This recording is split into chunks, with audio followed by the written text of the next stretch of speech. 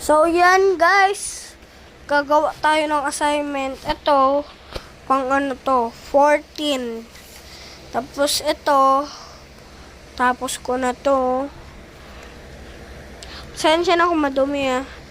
Na-trace ko na yan. Tapos ito, ano kasi yan, gagawa ng bahay. Kailangan mo mag-trace ng bahay. Tapos ito naman, ayan o. Diba?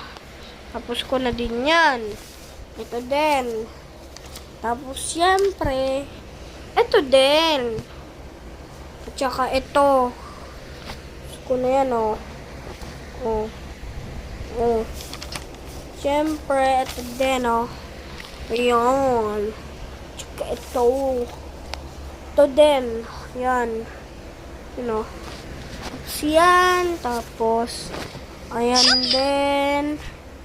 Natapos ko na yan. Tapos, ayan din. Tapos ko na din yan. Ay, hindi ko po pala ito natapos, guys. Kasi nagsimula po ako sa number 4. Dito po ako nagsimula. Ayan po. Ang pasensya na po, nasama ko po itong 3. Pasensya na po. Bye-bye! Paalam!